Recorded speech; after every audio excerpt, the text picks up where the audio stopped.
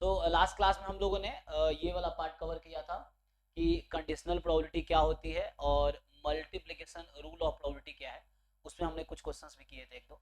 तो अभी आज मैं इस पार्ट की थ्योरी कंप्लीट कर दूंगा। तो आज कोशिश करते हैं ये वाला पार्ट, इसमें मेनली ना दो तीन चीज़ें बतानी है कि what is the pair wise independence, what is the mutual independence, फिर what is the meaning of total probability and what is meaning of Bayes theorem. चार चीज़ें हम आज डिस्कस करेंगे। पेयर वाइज इंडिपेंडेंस क्या है, म्यूचुअल इंडिपेंडेंस क्या है, बेस थ्योरम क्या है और टोटल प्रोबेबिलिटी का थ्योरम क्या है ना, ये हम डिस्कस करेंगे इसमें। सो तो हम लोग लास्ट क्लास में कुछ दिखाया भी था मैंने पेयर वाइज और म्यूचुअल इंडिपेंडेंस का। चलो इसको मैं डिफाइन यहीं शुरू करता हूँ।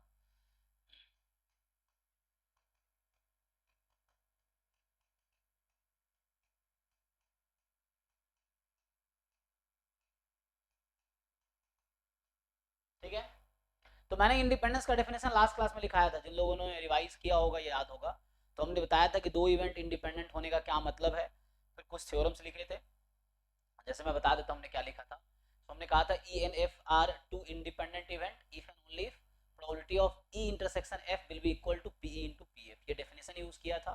फर्दर हमने थ्योरम लिखा था कि if E and F are या E and F are independent event if and only if probability of E given F is equal to probability of E, probability of F given E is equal to probability of F. मतलब given है उससे कोई फर्क नहीं पड़ेगा क्योंकि वो independent है ना। So if E and F are independent, तो ई गिवन हो या ई बार गिवन हो, है ना, ई कॉम्प्लीमेंट गिवन हो, सो उससे कोई फर्क नहीं पड़ेगा जिसकी प्रोबेबिलिटी निकाल रहे हैं हम। जैसे probability E given F probability equal to probability of E होगा, probability of E given F complement भी equal to probability of E होगा।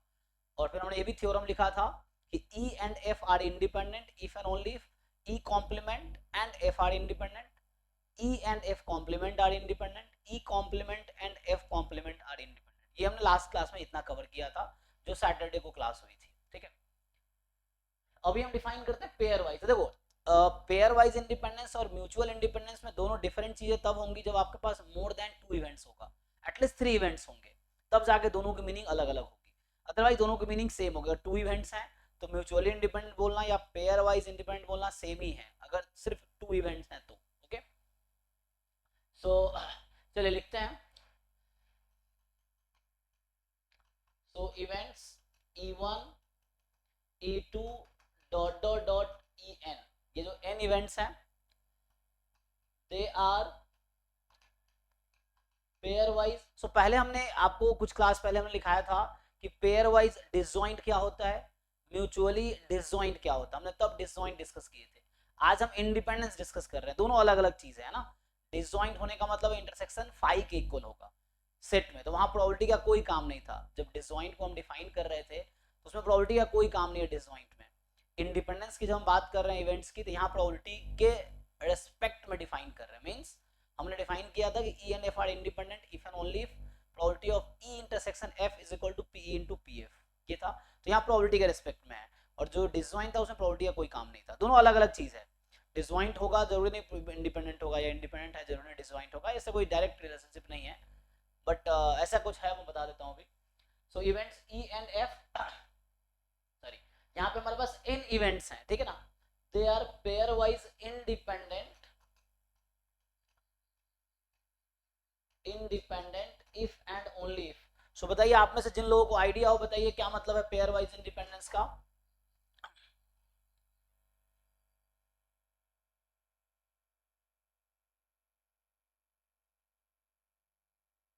तो याद है पेयर वाइज इंडिपेंडेंस का डेफिनेशन?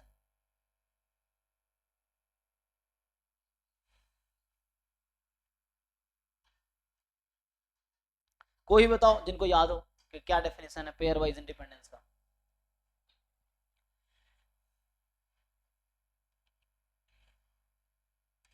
किसी को तो याद होगा, ऐसा थोड़ी किसी को याद नहीं होगा, किसी न किसी को तो याद होगा ही।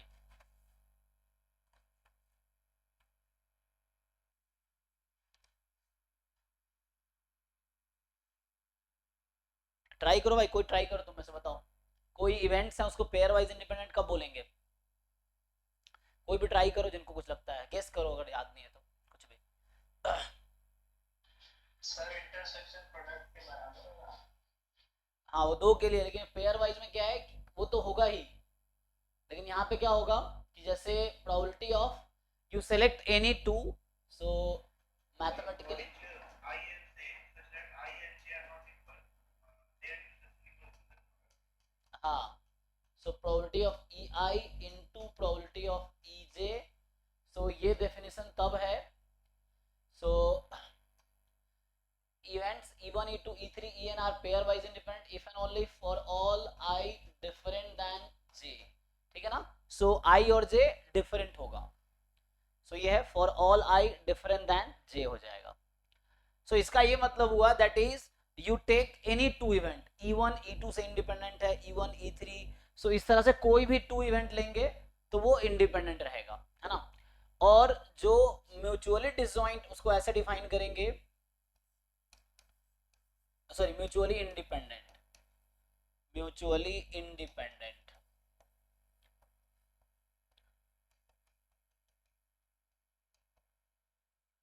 सो म्यूचुअली इंडिपेंडेंट इवेंट्स, ठीक है, ये हमारे पास है। और अब इसको डिफाइन करना है, तो इसमें सिंपली क्या है, अच्छा ये किसी को आइडिया है बताओ, कब बोलेंगे म्यूचुअली इंडिपेंडेंट है? डेफिनेशन म्यूचुअली इंडिपेंडेंट का डेफिनेशन क्या हो सकता है, जिनको आइडिया हो बताओ तुम, है ना। मतलब देखो मेन है कि जानना जरूरी है, याद होने चाहिए।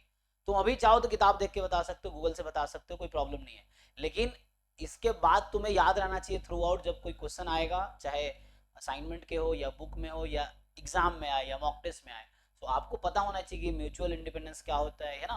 अगर पूरे साल ऐसे ही रहा कि तुम्हें पता ही नहीं है तो फिर कोई फायदा नहीं है पढ़ने का, है ना। सो मेन चीज़ तुम्हें याद रखनी पड़ेगी कि क्या मतलब है। सो जब ट्राई करोगे तो सीखोगे, ये है। कोई भी ट्राई करो, क्या हो सकता है, what is mutually independent event, इसका क्या मतलब है?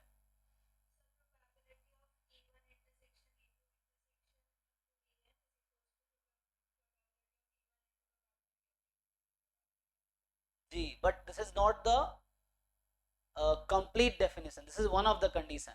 ये थोड़ा डिफरेंट है उससे, जब आपने पढ़ा होगा म्यूचुअली डिसजॉइंट और पेयर वाइज डिसजॉइंट, उससे डेफिनेशन यहाँ बदल जाता है ना। तो यहाँ डेफिनेशन में बहुत सारे कंडीशंस हैं, जैसे मैं लिखता हूँ तो जो आपने बताया वो सिर्फ एक कंडीशन है, उसमें ऐसे बहुत सारे कंडीशंस वहाँ पे हैं। जैसे अगर मैं लिखूंगा कि इवेंट्स, है ना, देखो जो बच्चे इंटरेक्ट करेंगे उसको ज्यादा चीजें याद रहेंगी और लॉन्ग टाइम तक याद रहेंगी, क्योंकि जब आप गलतियां करोगे तो ज्यादा याद रहता है। So events E1 E2 En are mutually independent, so यहाँ डेफिनेशन बदल जाएगा एक्चुअली, ये म्यूचुअली इंडिपेंडेंट होगा इफ एंड ओनली इफ, देखो यहाँ पे कंडीशंस है। पहली कंडीशन है कि probability of E I intersection E J is equal to probability of E I into probability of E J for all I different than J. आप सोच रहे हो जो पहले लिखा वही लिख दिया आपने, पहले तो यही लिखा था। सो ये कंडीशन यहाँ भी है, लेकिन इसके अलावा और बहुत सारे यहाँ पे कंडीशंस हैं, this is one of the conditions.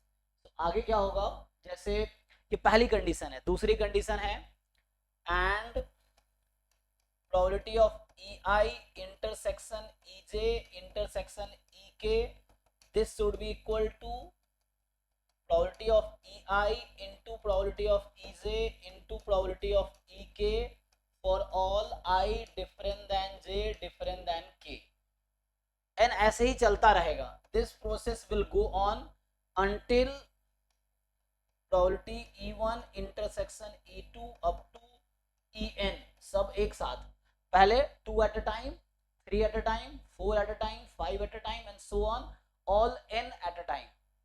so सबके इंटरसेक्शन की प्रोबेबिलिटी इंडिविजुअल प्रोबेबिलिटी के प्रोडक्ट के इक्वल होनी चाहिए। तो यहाँ डेफिनेशन बदल गया, जो म्यूचुअली डिसजॉइंट का डेफिनेशन एक लाइन का था कि E1 intersection E2 intersection E3 up to intersection En is equal to 5, तो इतना ही एक ही लाइन का डेफिनेशन था म्यूचुअली डिसजॉइंट का, लेकिन म्यूचुअली इंडिपेंडेंट का डेफिनेशन चेंज हो गया। तो इसके हिसाब से प्रॉपर्टी भी, तो जो थ्योरम आपने देखा था वहां ये होता था कि अगर कोई पेयर वाइज डिसजॉइंट है तो म्यूचुअली डिसजॉइंट होगा ही, बट म्यूचुअली डिसजॉइंट है तो जरूरी नहीं पेयर वाइज डिसजॉइंट होगा। यहाँ थ्योरम भी उल्टी हो जाएगी, मतलब यहाँ पे अगर म्यूचुअली इंडिपेंडेंट है तो पेयर वाइज इंडिपेंडेंट होने की गारंटी है, क्योंकि पहली कंडीशन वही है। बट अगर पेयर वाइज इंडिपेंडेंट है तो जरूरी नहीं है कि म्यूचुअली इंडिपेंडेंट हो गया, थ्योरम रिवर्स हो जाएगा। तो आपको ये ध्यान रखना पड़ेगा। तो इंडिपेंडेंट वाले केस में और उसमें दोनों अलग अलग है। देखते हैं। So this is equal to probability E1, probability E2 and up to probability En, ये है मेरे पास। सो अब देखिए, अब ये दोनों डेफिनेशन मैंने लिख दिया है यहाँ पे। सो हमने डिफाइन जी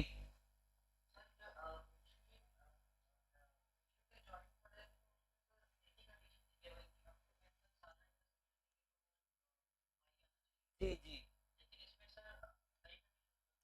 जी जी। तो ये कंडीशन मैंने नहीं बनाई है ना, आप बना सकते हैं। जैसे कोई चीज हम डिफाइन करते हैं ना, तो वो डेफिनेशन हम एज इट इज कॉपी करते हैं जब, और ये जिसने इंट्रोड्यूस किया टॉपिक उसने ये डेफिनेशन लिखा है, उसी पे हम फॉलो कर रहे हैं। तो हम लोग किसी भी चीज का डेफिनेशन चेंज नहीं कर सकते, समझ रहे हैं ना आप। सो ये डेफिनेशन है, आपको याद रखना पड़ेगा कि पेयर वाइज इंडिपेंडेंट का क्या मीनिंग है।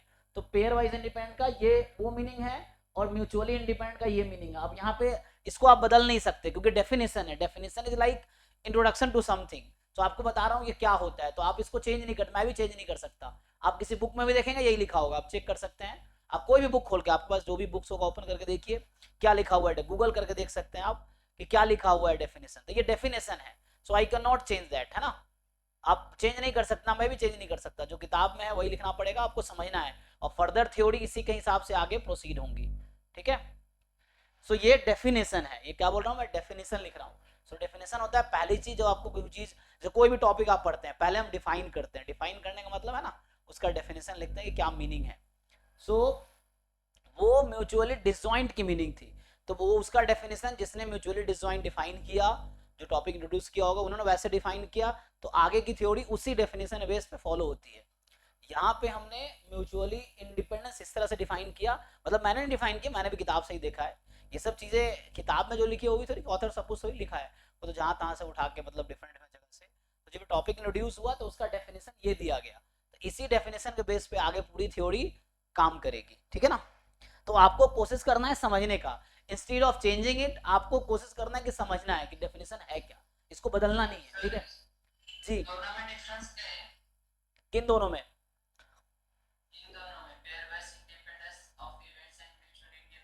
देखो ध्यान से, यहाँ बस एक ही कंडीशन है, यहाँ पे बहुत सारी कंडीशन हैं। मैं छोटे से एग्जांपल लेके दिखाता हूँ। ये तो n के लिए लिखा है, मैं आपको 3 के लिए दिखाता हूँ। जैसे आगे मैं लिखता हूँ, अगर 2 इवेंट्स के लिए बात करें हम, कि जैसे n बराबर फॉर एग्जांपल 2 है, यहाँ मैंने n इवेंट्स के लिए बात की है ना। So we have talked about n events. अब मैं n को 2 जैसे ले रहा हूँ मान लो, तो 2 events E1 and E2 are pairwise independent। so ये pairwise independent होगा if and only if probability of E1 intersection E2 is equal to probability of E1 into probability of E2। अब अगर मैं 2 इवेंट के लिए लिखता हूं फिर से, और ये पहला पॉइंट है, सो n इज इक्वल टू 2 के लिए मैं डिफाइन कर रहा हूं क्या, अभी मैं लिख रहा हूं पेयर वाइज डिसजॉइंट। तुम समझ ना क्या मैं बताना चाह रहा हूं? नहीं सॉरी, डिसजॉइंट नहीं, इंडिपेंडेंस। इंडिपेंडेंस लिखा ना, हाँ, पेयर वाइज इंडिपेंडेंस हम डिफाइन कर रहे हैं। सो 2 के लिए ऐसे कोई डिफरेंस क्रिएट नहीं होगा। और अगर मैं म्यूचुअली इंडिपेंडेंस लिखूं, म्यूचुअली इंडिपेंडेंस, ठीक है ना, तो आपको याद रखना होगा कि म्यूचुअली डिसजॉइंट का डेफिनेशन क्या है। डेफिनेशन आपको याद ही रखना पड़ेगा। कोई चीज की डेफिनेशन है, जितने भी वर्ड्स सिलेबस में यूज है उन सबका डेफिनेशन या उससे रिलेटेड जो भी चीजें हैं उन सबका डेफिनेशन याद रखना पड़ता है। डेफिनेशन के बाद प्रॉपर्टी आती है, प्रॉपर्टी के बाद थ्योरम्स आते हैं, थ्योरम्स के बाद एग्जांपल्स रहते हैं, एक्सरसाइजेस रहते हैं, है ना, क्वेश्चंस होते हैं बाद में। तो पहले ये आपको डेफिनेशन, थ्योरम्स, प्रॉपर्टीज जब क्लियरली समझ आएगी तभी आप क्वेश्चन सॉल्व कर पाओगे। ये सो 2 इवेंट्स E1 E2, ये हमारे पास अब सिंपल यहाँ पे भी लिखूंगा ये चीजें कि 2 events E1 and E2 are mutually independent if and only if, यहाँ पे आएगा प्रोबेबिलिटी। अच्छा सिर्फ टू है तो उसमें कोई डिफरेंस नहीं होगा एक्चुअली, मतलब दो इवेंट के लिए कोई डिफरेंस नहीं है, क्योंकि है ना हमने टू से यहाँ शुरू किया, हमने यहाँ टू से शुरू किया था और एन तक गए, एन खुद ही टू है तो जहाँ से शुरू हुआ वहीं पे खत्म हो जाएगा। सो यहाँ पे कोई प्रॉब्लम नहीं है, मैं थ्री के लिए फोर के लिए लिख के दिखाऊंगा आपको। सो अभी मैं टू से स्टार्ट किया हूँ। So E1 intersection E2 is equal to probability of E1 into probability of E2। So मतलब n is equal to two है तो डेफिनेशन में कोई डिफरेंस नहीं है ना, यहाँ भी n बराबर मैं टू के लिए ही बात कर रहा हूँ, तो मतलब दो इवेंट है, n बराबर टू मतलब टू इवेंट्स है मेरे पास। सो इन दोनों का डेफिनेशन में कोई डिफरेंस नहीं है। सो टू के लिए कोई प्रॉब्लम नहीं, अगर थ्री अगर होगा तो, अगर n थ्री है इसका मतलब मेरे पास तीन इवेंट है, तो अब मैं पेयर वाइज को डिफाइन करता हूँ।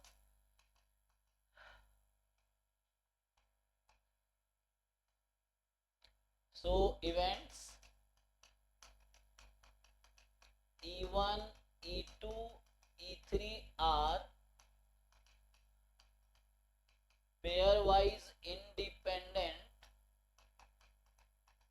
if and only if, so events E1 E2 E3 are pairwise independent if and only if probability E1 intersection E2 is equal to probability of E1 into probability of E2, probability of E1 intersection E3 is equal to probability of E1 into probability of E3, and probability of E2 intersection E3 बराबर probability of E1 into E2 into probability of E3। तो ये हमारे पास है, तो ये definition है। Three events अगर मेरे पास होगा और मुझे चेक करना है कि ये पेयर वाइज इंडिपेंडेंट है कि नहीं है, तो मुझे ये थ्री कंडीशन चेक करना है। हाँ नहीं नहीं, वो भी लाइट आ जा रही है इसलिए थोड़ा सा वो प्रॉब्लम हो रहा है। बाकी लोगों ठीक है भाई, प्रॉब्लम नहीं है, थोड़े से लाइट है ना, अभी देखो फ्लक्चुएट हो रहा है। अभी क्या करेंगे आगे, तो आगे हम डिफाइन करते हैं म्यूचुअली, है ना। सो म्यूचुअली अगर डिफाइन करूंगा तो क्या होगा,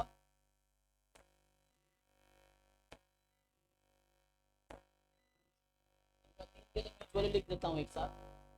सो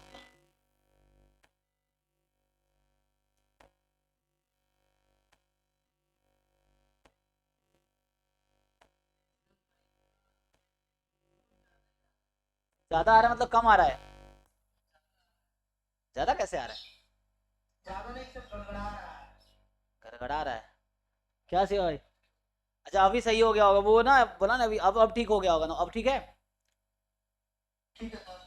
हाँ वो थोड़ा बीच में वो लाइट पता नहीं क्या होता है अचानक, वो इन्वर्टर से ना, वो जब भी लाइट कटती है तो इन्वर्टर पे आ जाता है, तो इन्वर्टर पे से थोड़ा प्रॉब्लम होता है। यूपीएस क्या नाम है, हाँ यूपीएस है ना, हाँ ओके, उसमें थोड़ा टाइम लगता है। सो सो म्यूचुअली इंडिपेंडेंट क्या होगा, हम थ्री इवेंट्स के लिए बात कर रहे हैं, ठीक है ना। सो थ्री, तो यहाँ भी हम थ्री के लिए बात कर रहे हैं, तीन इवेंट है ना मेरे पास, एन जो है, so I have N is equal to three. So three events के लिए हम लोग बात कर रहे हैं।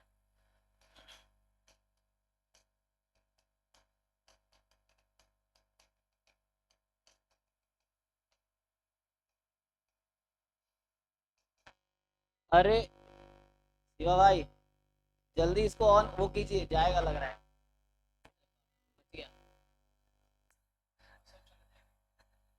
ये भी बंद हो गया,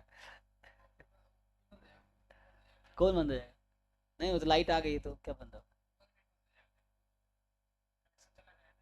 अच्छा वाईफाई चला गया ना, अरे यार, तो रहने दे, बाद में उसको कर देंगे तो आ जाएगा वापस, वो आ जाएगा ना वाईफाई जब कनेक्ट होगा तो।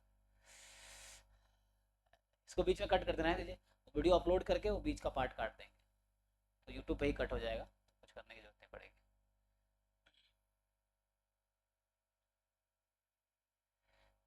अरे यार ये अलग ही लफड़ा है, अचानक अचानक डाउन होता है तो सब बंद कर देता है, वाईफाई को थोड़ा होना चाहिए।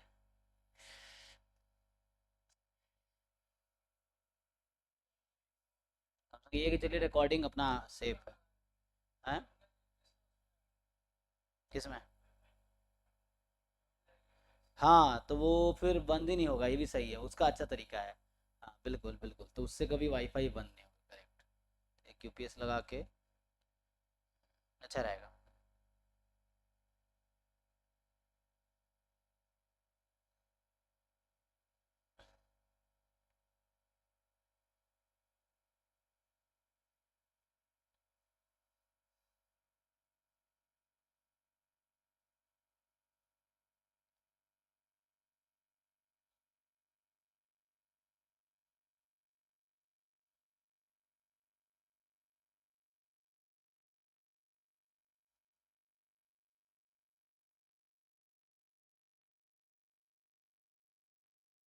आगे ना,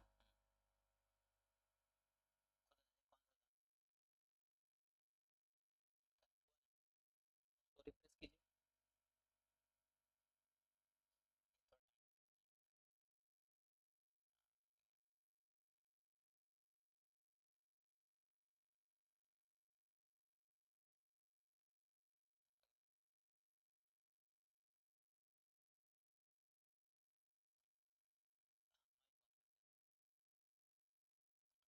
अरे वो अचानक सिस्टम ऑफ हो गया, तो क्या बोलते हैं उसे, वाईफाई ऑफ हो गया था ना, तो वाईफाई खत्म हो गया तो इंटरनेट खत्म हो गया था, सो इंटरनेट कट गया तो। ठीक है चलिए, तो कंटिन्यू करते हैं जहाँ पे थे। अच्छा ये फिर ये भी ऑफ हो गया।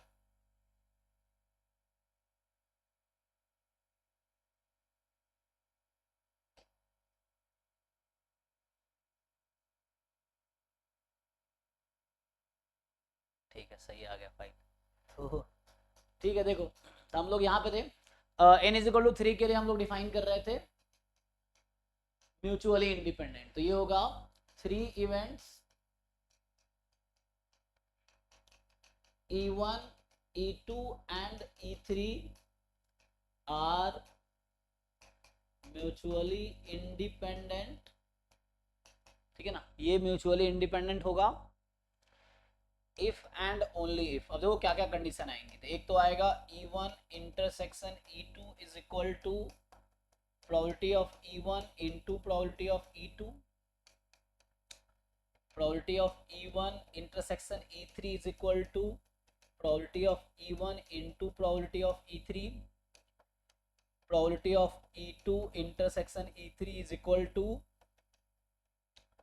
probability of E2 into probability of E3, and अगली कंडीशन आएगी E1 intersection E2 intersection E3 is equal to probability of E1 probability of E2 into probability of E3। अब देखो डिफरेंस क्या है दोनों में, ये देखो दोनों डेफिनेशन यहाँ दिखा देता हूँ। Now you see the difference. So 3 events के लिए मैंने आपको डेफिनेशन लिखा है, पेयर वाइज इंडिपेंडेंस का और म्यूचुअल इंडिपेंडेंस का। सो अगर मुझे 3 इवेंट्स गिवन है, ठीक है ना, so if we have given 3 events और मुझे चेक करना वो पेयर वाइज इंडिपेंडेंट है कि नहीं, तो उसके लिए मुझे ये 3 कंडीशन चेक करनी पड़ेगी। और if we have given 3 events और मुझे चेक करना है कि म्यूचुअली इंडिपेंडेंट है या नहीं है, so we have to check this 4 conditions. तो यहाँ एक एक्स्ट्रा कंडीशंस है, और बाकी जो पहले 3 कंडीशन यहाँ पे वो यहाँ भी है। तो अगर ये वाला चारों ट्रू होगा तो ये 3 तो ट्रू हो ही जाएगा, बट ये 3 अगर ट्रू है सो जरूरी नहीं फोर्थ वाला ट्रू हो, sometimes may be that fourth वाला फेल हो जाए। सो ये डिफरेंस है देखो। सो 3 इवेंट्स के लिए सेम 4 इवेंट्स के लिए लिखूंगा तो यहाँ पे बस 4 कंडीशन आएगी, क्योंकि है ना 2 एट अ टाइम लेना है, 4 नहीं 6 कंडीशन आ जाएगा ना, 4C2। तो यहाँ पे 6 कंडीशन आएंगी, यहाँ पे 4C2 plus 4C3 plus 4C4, इतने कंडीशन आएंगे। कुछ डाउट है इसमें देख लो। तो ये डेफिनेशन है, फिर से बोल रहा हूँ, दिस इज अ डेफिनेशन कि how we defined pair wise and mutual independence. So उसका डेफिनेशन क्या है फॉर मोर देन 3 इवेंट्स। 4 के लिए लिखूंगा था ना, यहाँ पे E1 E2 E1 E3 E1 E4 E2 E3 E2 E4 E3 E4 6 conditions आएंगे। यहाँ वो 6 कंडीशन तो आएगा ही, फिर taken 3 at a time, taken 4 at a time, सब करना पड़ेगा। सो ये डिफरेंस है देखो। तो जैसे मैं यहाँ पे लिख रहा था, तो इसमें क्या है कि जस्ट 2 एट अ टाइम इतना ही चेक करना है, पेयर वाइज मतलब जस्ट पेयर के लिए चेक करना है, only for 2 at a time. और जब म्यूचुअल इंडिपेंडेंस है so you have to check for the 2 at a time, 3 at a time, 4 at a time and so on up to all n at a time. ये सारी condition true होनी चाहिए। तो अगर ये सारी कंडीशन ट्रू है तो पहला तो बस ये कंडीशन है। तो यहाँ पे क्या कौन सा इंप्लाई करेगा, अगर कोई इवेंट म्यूचुअली इंडिपेंडेंट होगा तो गारंटी है वो पेयर वाइज इंडिपेंडेंट तो होगा ही। So mutually independent events are also pair wise independent, but pair wise independent may not be mutually independent, क्योंकि यहाँ बहुत सारे एक्स्ट्रा कंडीशंस हैं that may not be satisfied. अगर सिर्फ ये सेटिस्फाइड है, सिर्फ एक सेटिस्फाई हुआ, बाकी हो सकता है सेटिस्फाई ना हो। सो यहाँ पे थ्योरम जो बनेंगे, एक एग्जांपल देता हूं मैं आपको।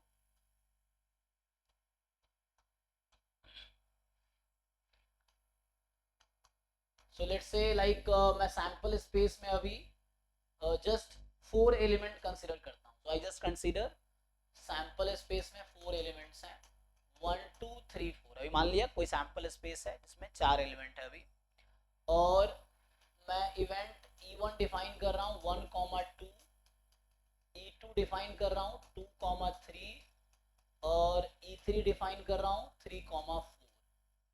अब आपसे मैं पूछ रहा हूँ कि क्या है यहाँ पे। सो ये है events E1, E2 and E3 are, option A है pair wise independent but not mutually independent. So not mutually independent. फिर दूसरा ऑप्शन आएगा कि mutually independent but not pair wise.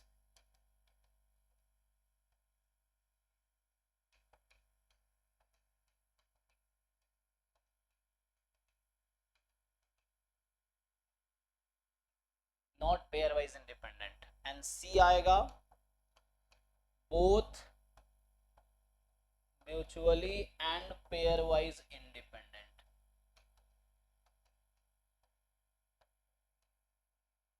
And fourth होगा neither pair wise nor mutually independence.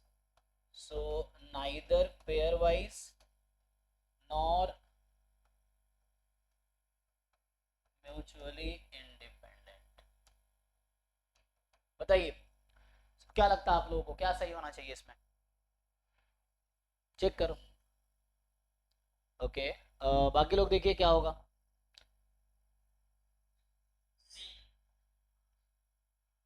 Okay कुछ कह रहे हैं D for Delhi, C for Calcutta. हाँ बाकी कुछ भी नहीं है। ओके तो देखो कंडीशंस क्या क्या हैं। ए होगा। ओके तो ए सी डी ऐसे हो गया। चेक करो, चेक करके, तुक्का नहीं लगाना है, चेक करके बताओ।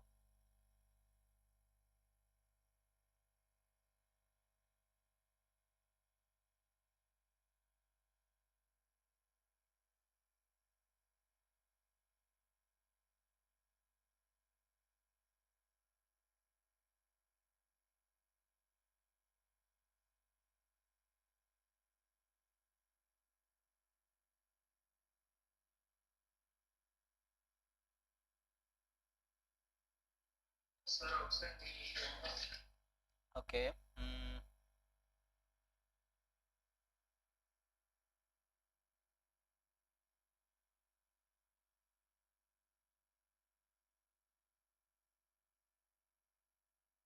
Option D. ओके चलिए सो हम लोग ट्राई करते हैं। तो यहाँ पे क्या है हमारे पास कि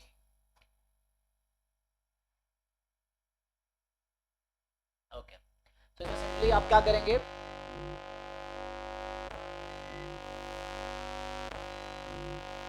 E1 is 2/4 जो कि 1/2, प्रोबेबिलिटी ऑफ E2 2/4 जो कि 1/2, प्रोबेबिलिटी ऑफ E3 ये भी 1/2 आ जाएगा। so यहाँ तक ओके है। Now if you calculate so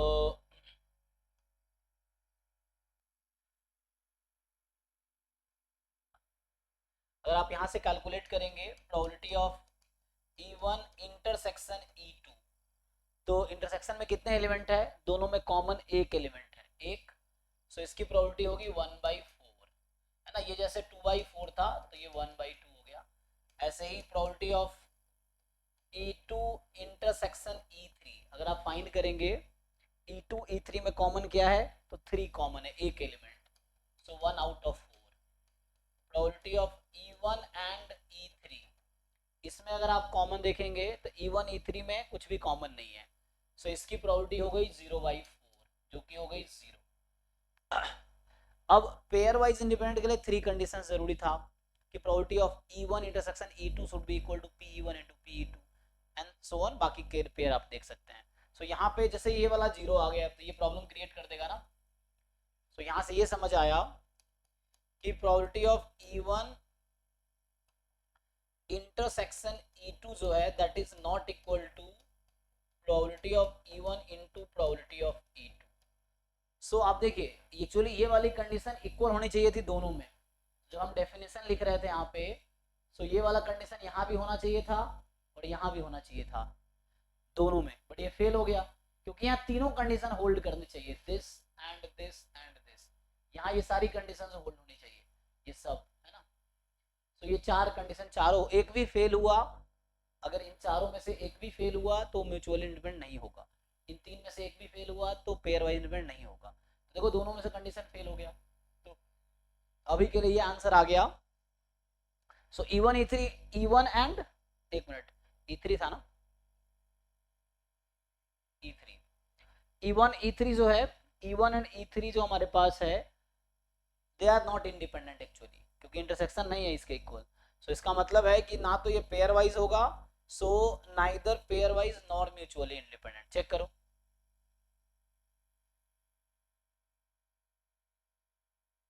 किसी को डाउट है इसमें? अगर आपको डाउट है तो पूछ सकते हो, ठीक है ना। सो देख लो एक बार,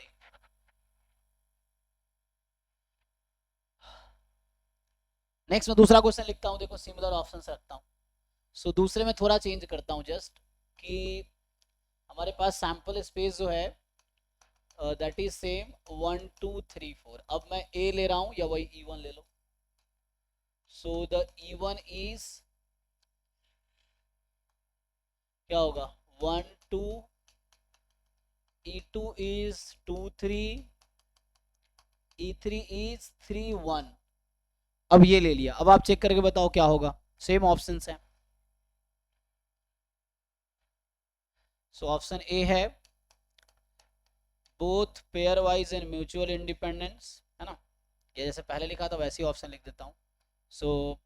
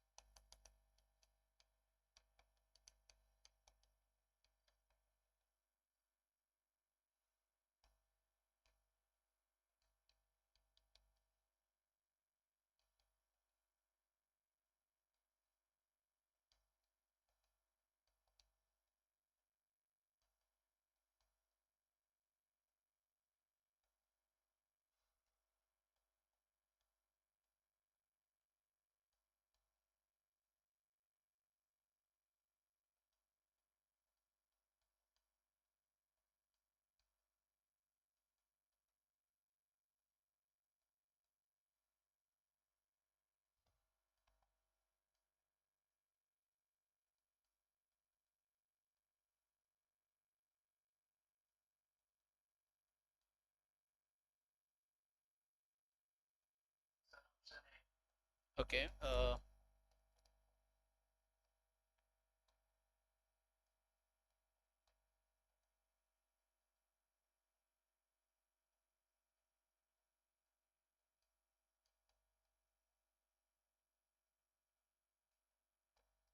ठीक है ना। सो अब देखिए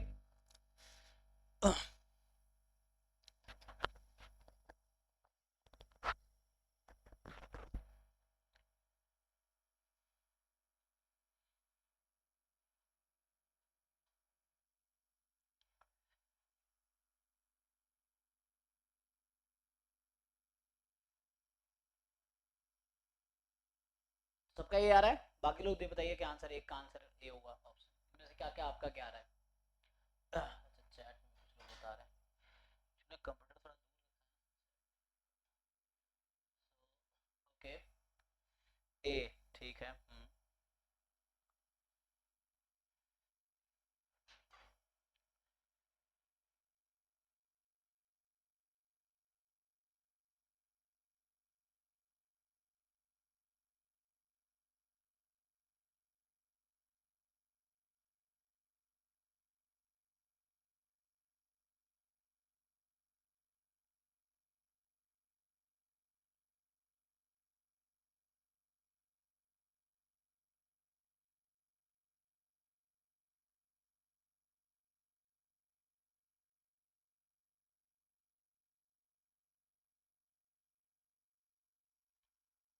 है ना। देखिए इसमें सिंपली है, अब आप चेक करेंगे।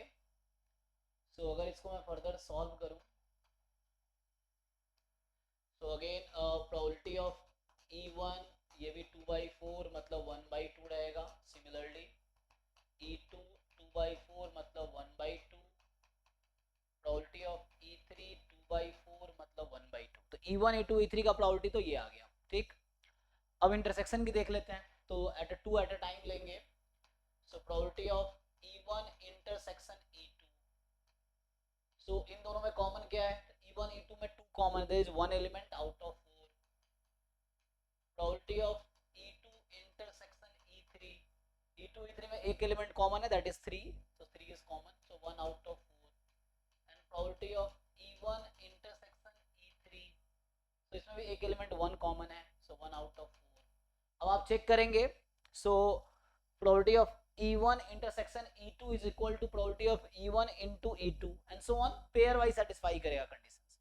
तो पेयर वाइज तो ओके है। म्यूचुअली के लिए हमें चेक करना पड़ेगा E1 intersection E2 intersection E3, so probability of E1 intersection E2 intersection E3, इन तीनों में क्या कॉमन है। सो इन तीनों में कुछ भी कॉमन नहीं है ना, मतलब तीनों सेट में एक कॉमन एलिमेंट मिलना चाहिए, नहीं है ऐसा, तो ये 5 हो गया एम्प्टी सेट जिसकी प्रोबेबिलिटी 0 आ जाएगी। अब क्या probability of E1 intersection E2 intersection E3 equal है इन तीनों के प्रोडक्ट के, नो। तो यहां से क्या समझ आया कि पेयर वाइज इंडिपेंडेंट तो है, म्यूचुअली इंडिपेंडेंट नहीं है ना। तो इसका मतलब ए ऑप्शन करेक्ट है, ठीक है ना। तो यहाँ से क्या हो रहा है कि इंटरसेक्शन की प्रोबेबिलिटी, सो यहाँ पेयर वाइज है, पहले वाला 3 कंडीशन सेटिस्फाइड है। तो यहाँ अगर आप देखेंगे, so if you see this definition जो था हमने लिखा था, सो ये पहली 3 कंडीशन ओके है और यही 3 कंडीशन यहाँ भी ओके है, तीनों कंडीशन कॉमन है, but the 4th condition failed. तो एक भी कंडीशन यहाँ फेल हो गया तो ये म्यूचुअल इंडिपेंडेंट नहीं होगा। सो ये वाली कंडीशन फेल हो गई, that is not mutual independent. So ठीक है, तो यहां से क्या समझ आया आपको, ओके, तो समझ आ रहा है। अच्छा, तो आप जैसे अब यहाँ सिंपली आप देख पा रहे होंगे कि अगर ये चारों कंडीशन ओके है तो ये 3 तो ओके हो ही जाएगा। So means mutually independent will always be pair wise independent, but pair wise independent may not be mutually independent. उसका एग्जांपल हमने अभी देखा है। सो ये जो एग्जांपल है, this example is pair wise independent, that may not be mutually independent, but अगर कोई म्यूचुअली इंडिपेंडेंट होगा, so there is a guarantee that it must be pair wise independent, ठीक है ना। सो मैं थ्योरम लिख देता हूं। तो यहां थ्योरम ये है कि mutually independent events are pair wise independent, ठीक है, but converse of the above statement is not true. तो रिमार्क में ये लिख सकता हूं मैं यहाँ पे, सो रिमार्क की जो कन्वर्स है, converse of above statement is not true, है ना।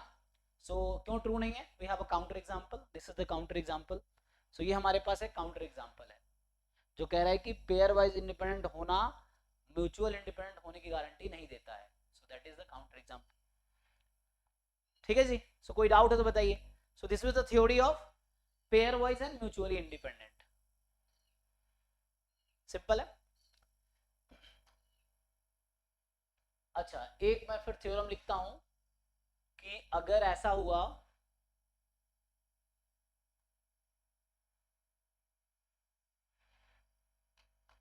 एक और थ्योरम आता है कि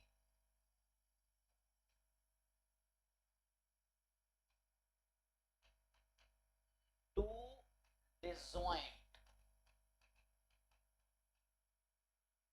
disjoint events with non-zero probability,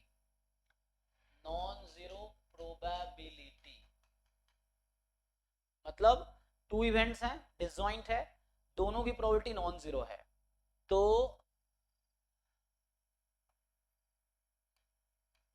must be. अब बताइए क्या होना चाहिए?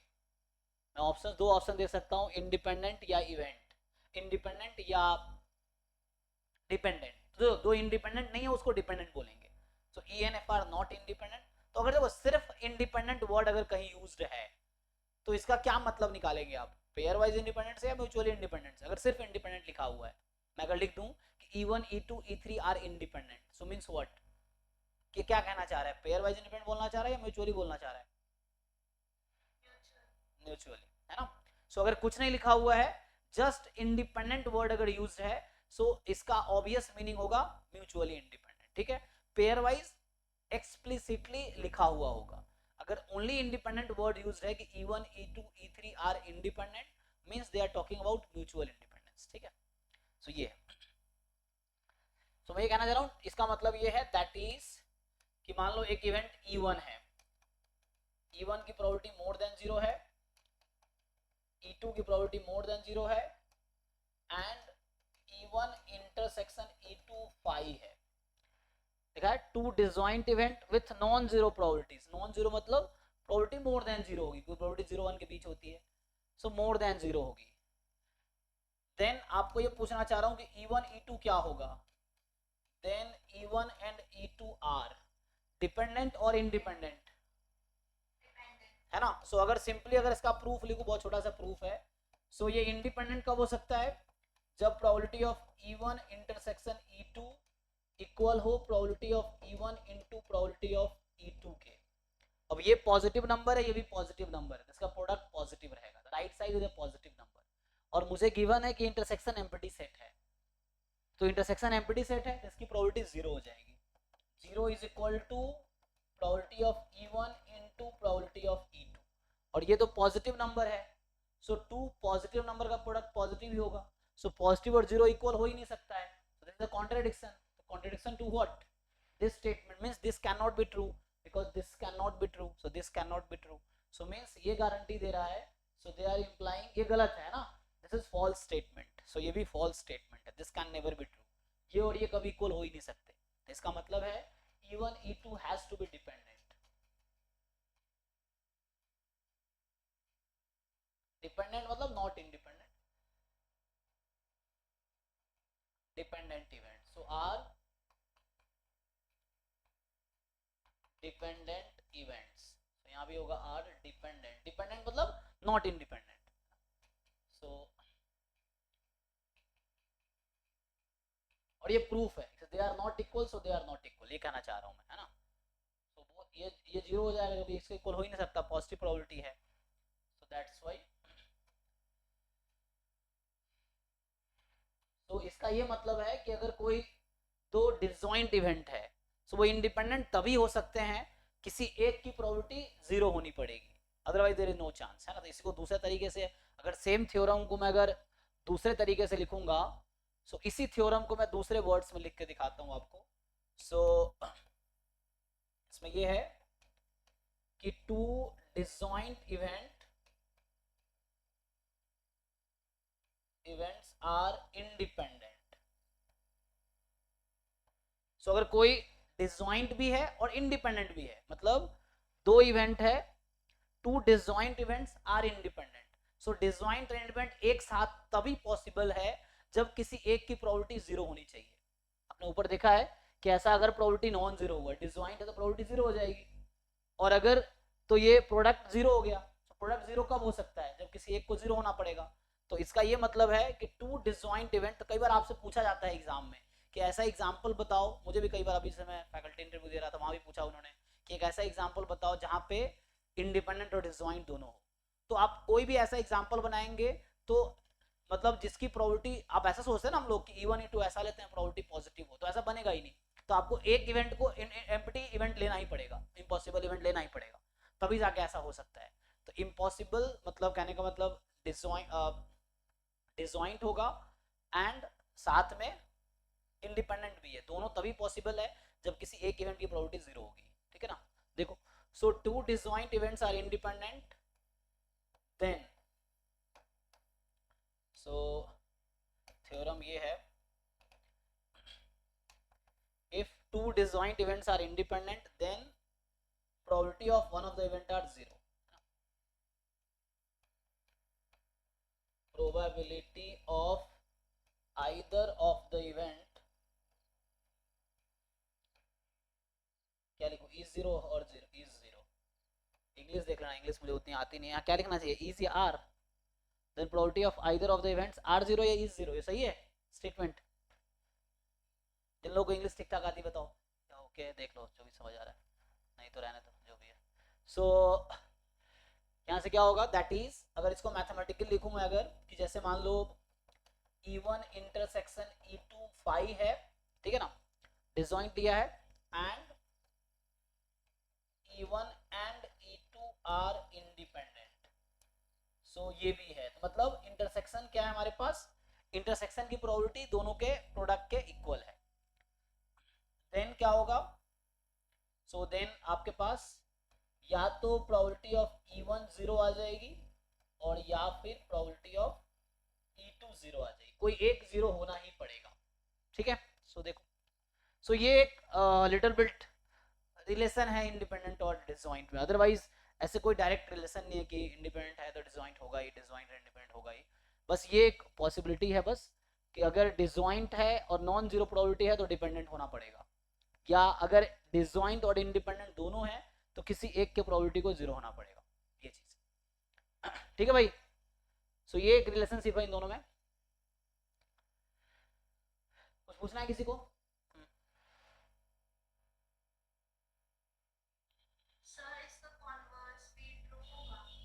नहीं, कन्वर्स के लिए, अच्छा अगर हम कन्वर्स की सोचे कि E1 किसी एक की प्रोबेबिलिटी 0 है, तो किसी एक की प्रोबेबिलिटी 0 है और डिसजॉइंट, तो कोई दो कंडीशन लेना पड़ेगा ना. तो यहाँ पे आपको ऐसा सोचना पड़ेगा, किसी एक की प्रोबेबिलिटी 0 है और डिसजॉइंट है तो हो जाएगा इंडिपेंडेंट. तो यहाँ हमने दो कंडीशन लिया ना, तो कन्वर्स की सोचेंगे तो आपको दो कंडीशन इंक्लूड करना पड़ेगा. सो ऐसे डायरेक्ट ट्रू नहीं होगा ना, क्योंकि अगर किसी एक की प्रोबेबिलिटी 0 है तो जरूरी नहीं है कि दोनों हो जाए. एक मिनट, इसमें क्या कहते हैं, कन्वर्स ट्रू.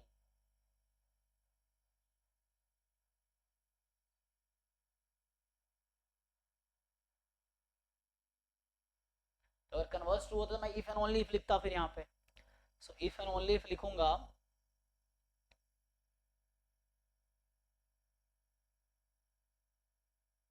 तो डिसजॉइंट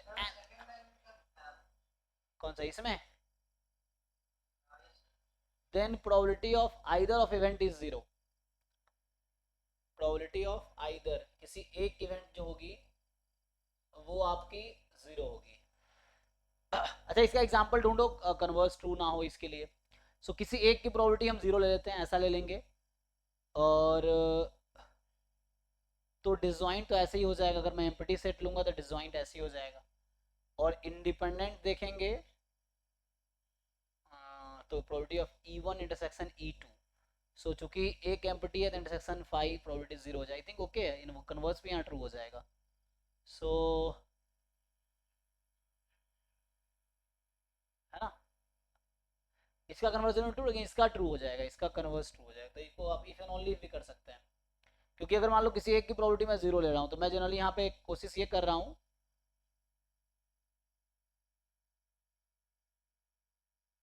मतलब देखो प्रोबेबिलिटी 0 होना हालांकि जरूरी नहीं है कि एम्प्टी सेट होगा. तो एम्प्टी सेट है तो ओके है, बट प्रोबेबिलिटी 0 होना जरूरी नहीं है कि एम्प्टी सेट हो. सो अगर E1 E2 में से कोई एक एम्प्टी सेट है तो कन्वर्स ट्रू हो जाएगा, लेकिन प्रोबेबिलिटी 0 होना गारंटी नहीं देता है कि वो एम्प्टी होगा. तो ऐसे एग्जांपल मिल जाएगा हमें जो कन्वर्स ट्रू नहीं करेगा. मतलब अगर E1 E2 में से कोई एक एम्प्टी है तो ये और ये दोनों कंडीशन सेटिस्फाई हो जाएगी, बट अगर एम्प्टी नहीं है तो ये वाला कंडीशन फेल हो जाएगा. जैसे एग्जांपल के लिए हमने एक बनाए थे, तो ये जरूरी नहीं कन्वर्स ट्रू होगा, इसके लिए एग्जांपल हम बना सकते हैं. सो ऐसा जैसे सिंगलटन वगैरह टाइप का ले लेंगे ज्योमेट्रिक प्रोबेबिलिटी की हेल्प से. E1 जैसे हमने मान लो ऐसा ले लिया, 1/2 ले लिया मान लो, और E2 अगर मैं 0 से 1 का इवेंट ले लेता हूँ इस तरह से मान लो, और सैंपल स्पेस यहाँ पे मेरे पास 0 1 है ना, इस तरह का मैं एग्जांपल बनाऊं. सो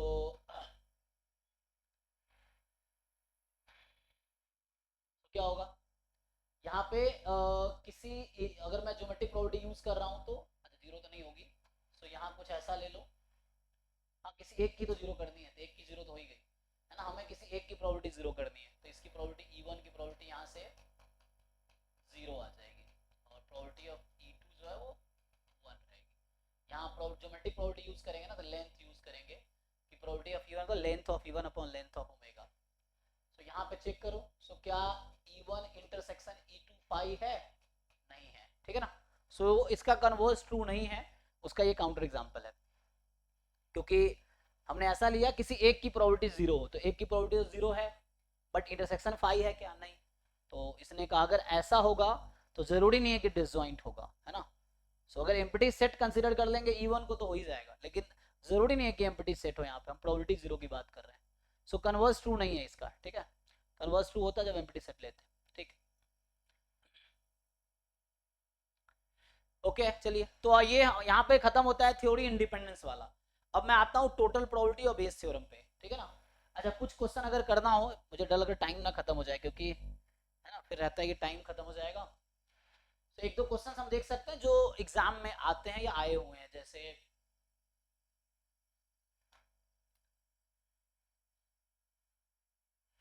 अरे भाई इसका तो अलग ही लफड़ा है।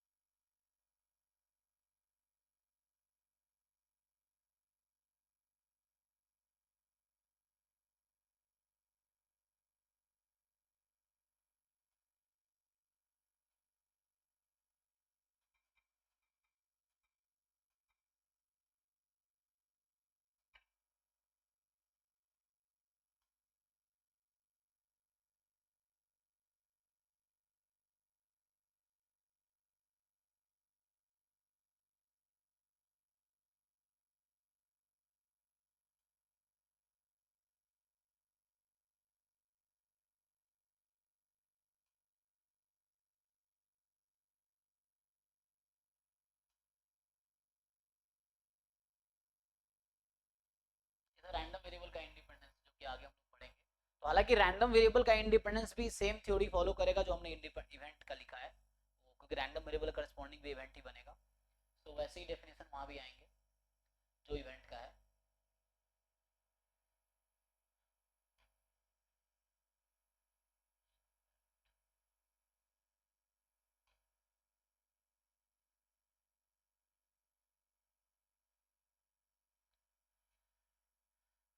जैसे ये क्वेश्चन है, अब आपको यहाँ पूछ रहा है कि जैसे ये इंडिपेंडेंस पे क्वेश्चन है, जैम 2024 का क्वेश्चन है ना, जैम 2024 का है ये क्वेश्चन नंबर 18। इसमें आपसे पूछ रहा है कि क्या होगा। देखो, सो ये आप ट्राई कर सकते हो, अभी मैं आपको बस बता देता हूँ। So this is easy to है ना सॉल्व। तो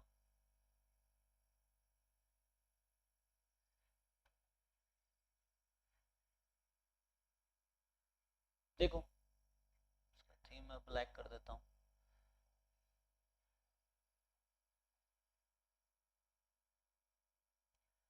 तो देखो ये सॉल्व कर पाओगे तुम लोग? ये क्वेश्चन है, यहाँ आपसे क्या पूछा है, रीड कर पाओगे आप लोग?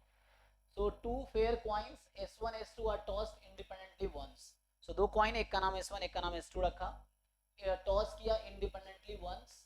Late the event EFG are defined below. अब S1 मतलब फर्स्ट कॉइन, S2 मतलब सेकेंड कॉइन. सो E का मतलब head on the first coin, F का मतलब head on the second coin, G का मतलब द सेम आउटकम हेड और tail appear on the both coin. तो जैसे दो कॉइन को टॉस किया तो ओमेगा क्या होगा. सो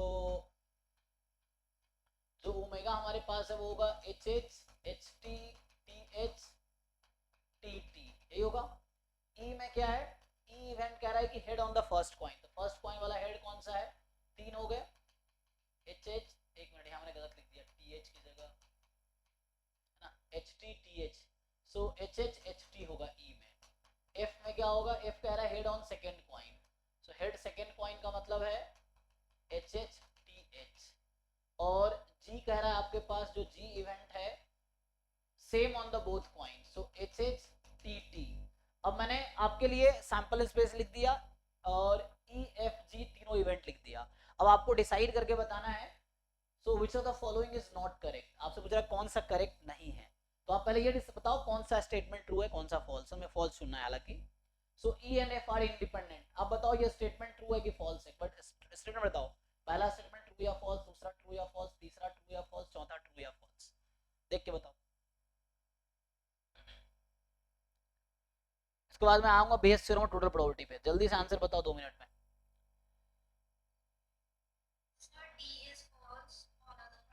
ओके, बाकी लोग देख लीजिए कि आपका भी ऐसे ही आ रहा है.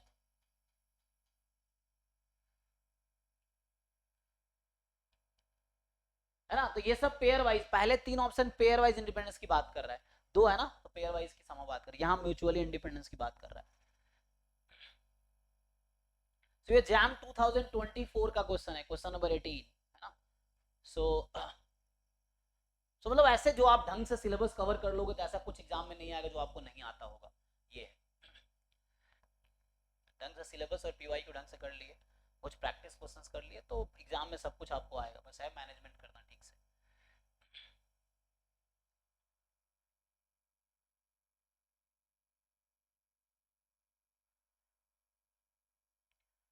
ठीक है जी, सिंपल है ना. यहाँ पे अगर मुझे फर्स्ट वाला चेक करना है, मान लो अगर मुझे फर्स्ट चेक करना है तो मुझे ये चेक करना होगा कि probability of E intersection F क्या इक्वल है पीई इनटू पीएफ के.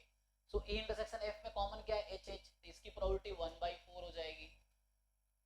ई में 2 है, तो जैसे मैंने लिखा था ना, मैंने एग्जांपल तो लिखा ही था एक 1 2 3 4 वाला, तो ये 1/2 इंटू 1/2.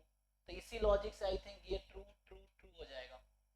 और यहाँ आई थिंक फेल जो होगा डी वाले में, probability of E intersection F intersection G, तीनों में क्या कॉमन है. सो ई एफ जी में कुछ भी कॉमन नहीं है ना. एच एच कॉमन है, अच्छा एच एच है, हाँ एच एच कॉमन है, H H H H H H. तो ये 1/4 हो गया. और क्या ये इक्वल है P into P F into P G के. This is not equal to P E into P F into P G, that's why this is false. तो ये फॉल्स है. So this option is correct. आपको ध्यान रखना not true पूछ रहा है, तो ऑप्शन डी करेक्ट है. स्टेटमेंट ट्रू था, statement true, statement true, statement false, और मुझे नॉट करेक्ट स्टेटमेंट चुनना था कि कौन सा फॉल्स स्टेटमेंट है वही चुनना था. So D is the correct option. ठीक है, किसी को डाउट है तो पूछो, आसान क्वेश्चन है ना ये. तो इस तरह क्वेश्चन ही आते हैं. आप अगर ढंग से कवर कर लो सिलेबस तो आपको सब आसान लगेगा. ये है. आगे बढ़ते हैं, चलिए. तो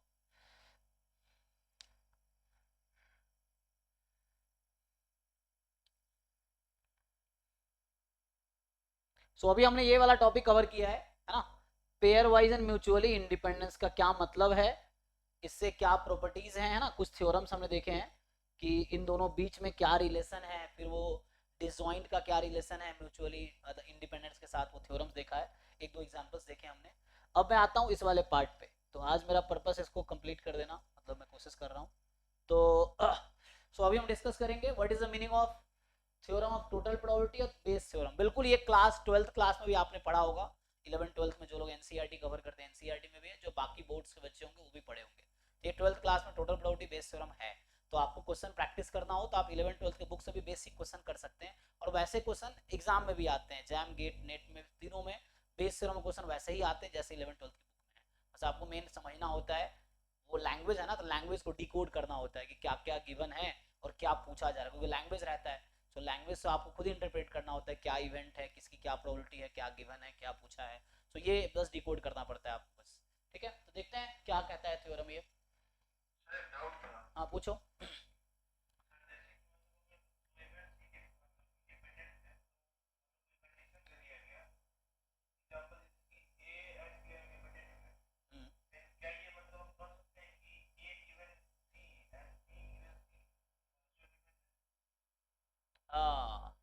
उसके लिए हम, चलो तुमने अच्छा क्वेश्चन पूछा है, सो आई थिंक ये एक बार चेक कर लेते हैं एग्जांपल से, फिर हम कंक्लूड करते हैं। सो जैसे इसका क्वेश्चन ये है, if A and B are independent, इसका मतलब ये है कि probability of A intersection B is equal to P A into P B, ये है।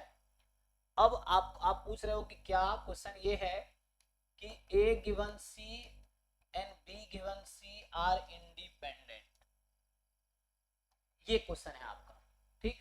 तो इसका क्या मतलब हुआ, तो इसका मतलब हुआ यहाँ लिखेंगे A intersection B given C is equal to probability of A given C into probability of B given C. So ये हमें चेक करना है कि क्या ऐसा होगा। चलिए ओपन करके देखते हैं, एलएचएस से स्टार्ट कर लो। सो अगर आप एलएचएस से स्टार्ट करेंगे तो क्या होगा, सोचो। पहले आप लोगों को 2 मिनट का टाइम देता हूं।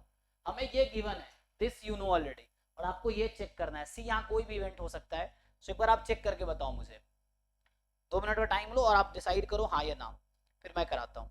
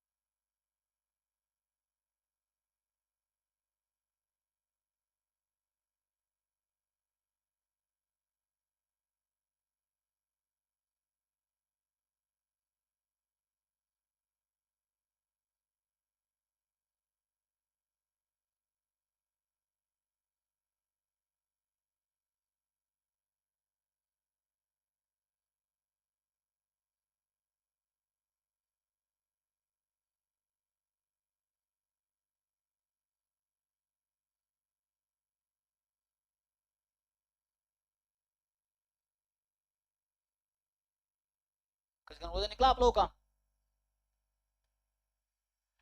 चलिए हाँ,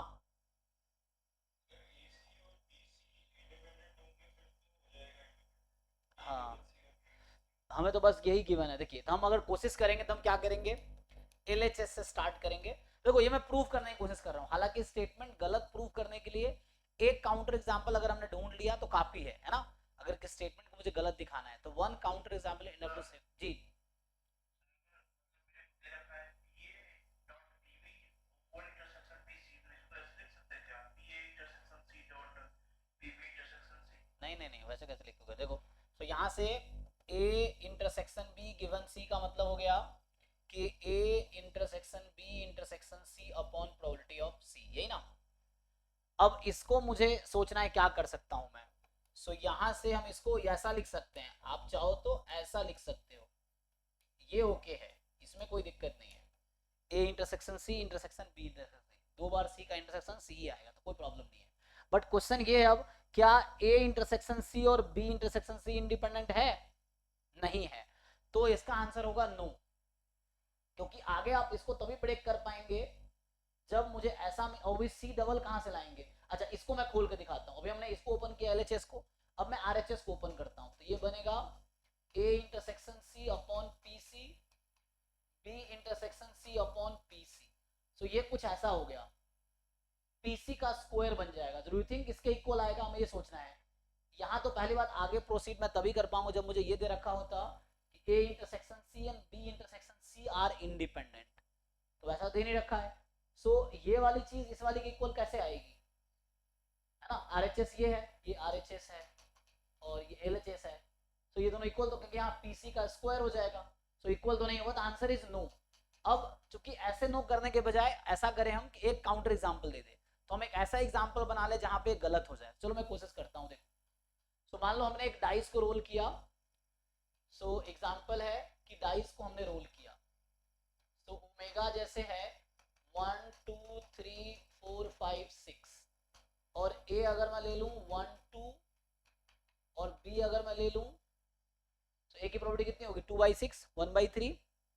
एंड मैं चाह रहा हूँ ऐसा बनाऊँ कि ए भी इंडिपेंडेंट हो जाए, तो मुझे 1/3 यहाँ से आ जाएगा 2/6। तो यहाँ से मैं क्या करूँ, एक कॉमन रखेंगे हम, मान लो 2 4 6 कर लिया, तो इसकी प्रोबेबिलिटी कितनी आएगी 3/6, मतलब 1/2 1/2 इंटू 1/3 1/6। ओके है। अब बताओ ए भी इंडिपेंडेंट है कि नहीं, चेक कर लो तुम लोग। क्या probability of A intersection B equal होगी यहाँ पे P A into P V के? यस सर नो, चेक करके बताओ क्विकली।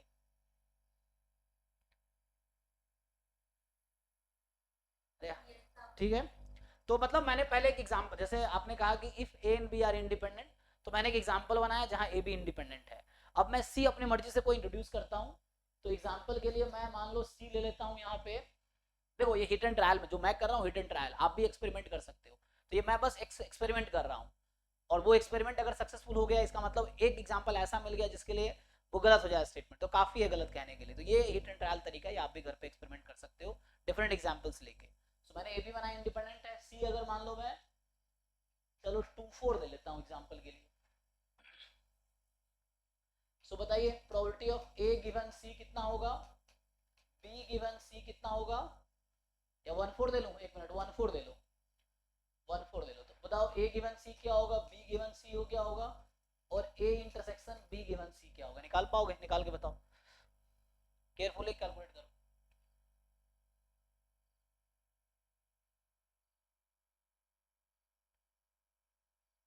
सो ए गिवन सी का मतलब A intersection C upon P C. So ये हो जाएगा, so probability of A intersection C upon P C. So A और सी में कितने कॉमन है, एक कॉमन है, तो ये 1/6, और सी में कितने हैं, 2 है, 2/6, तो ये 1/2 आ जाएगा प्रोबेबिलिटी ऑफ। और इसका answer probability of B given C, so B intersection C upon P C. So B C में कितने कॉमन है, एक एलिमेंट 1/6, ठीक, 4 कॉमन है, और यहाँ पे सी में कितने था 2/6, तो ये भी 1/2 आ जाएगा, right. And now probability of A intersection B given C. So A intersection B में कितने कॉमन है, एक 2, और इंटरसेक्शन सी करेंगे कुछ भी कॉमन नहीं है, तो 0 आ गया। तो यहाँ से क्या पता चला मुझे कि probability of A intersection B given C is not equal to P A given C into P B given C. तो यहाँ से क्या प्रूफ हो गया, प्रूफ नहीं मतलब एटलीस्ट काउंटर एग्जांपल आ गया, तो इससे ये डिसाइड हो गया कि स्टेटमेंट इज नॉट ट्रू। मतलब if A and B are independent then it is not necessary that A given C and B given C will be independent. ठीक है, तो उस क्वेश्चन का आंसर नो है। ठीक है, तो ये एग्जांपल, इसका मतलब ये हो गया कि A given C and B given C are not independent, वो इंडिपेंडेंट नहीं है। ठीक है ना, तो ये आंसर हो गया आपका। तो हमने यहाँ पे एक एग्जांपल दे दिया आपको, जस्ट स्टेटमेंट को गलत, एक एग्जांपल इनफ है गलत कहने के लिए, फॉल्स कहने के लिए। This is the one example. ठीक है, चलिए तो आगे बढ़ते हैं। सो अभी आते हैं हम लोग थ्योरम ऑफ टोटल प्रोबेबिलिटी पे। सो हम लोग बात करेंगे theorem of total probability and Bayes theorem, क्योंकि दोनों रिलेटेड ही है, दोनों कनेक्टेड है।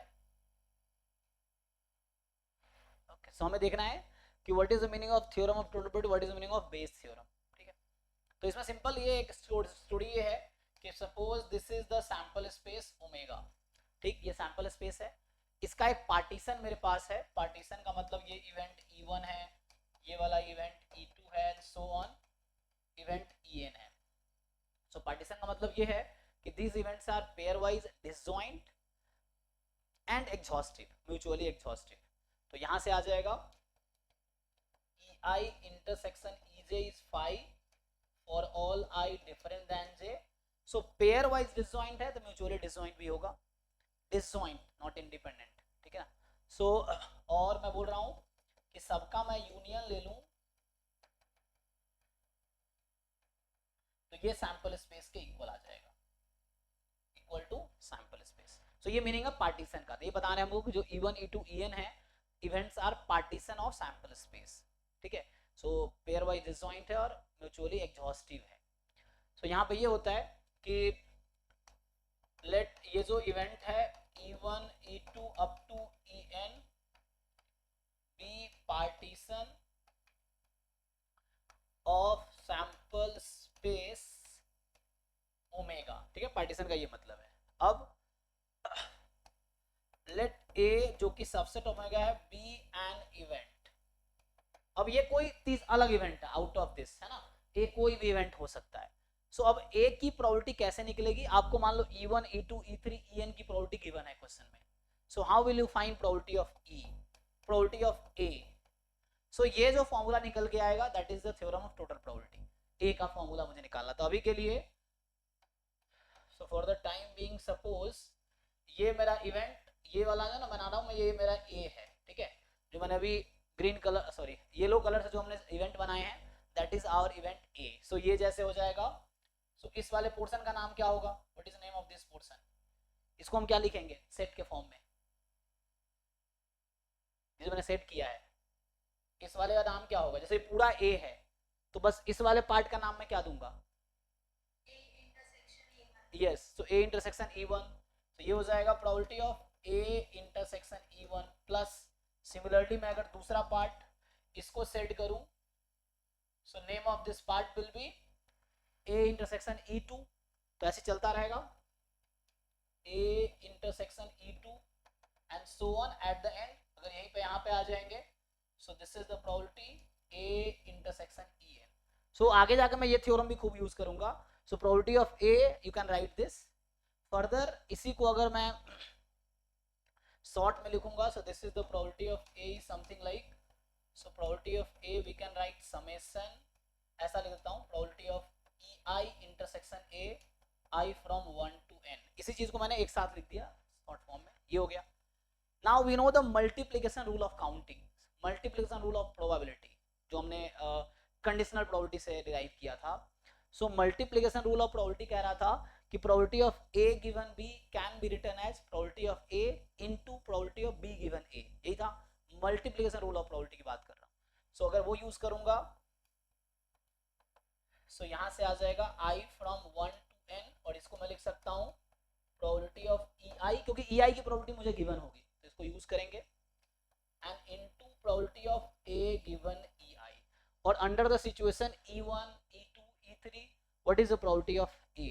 सो इसी फॉर्मूले का नाम है थ्योरम ऑफ टोटल प्रोबेबिलिटी। ये मैंने प्रूफ भी लिख दिया इनडायरेक्टली, सो इनडायरेक्टली मैंने यहाँ पे प्रूफ लिखा है।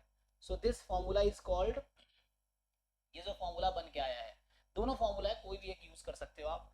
सो ये जो फॉर्मूला बन के आया है इसका नाम है, this is the theorem of total probability, ये टोटल प्रोबेबिलिटी फॉर्मूला, ठीक है ना।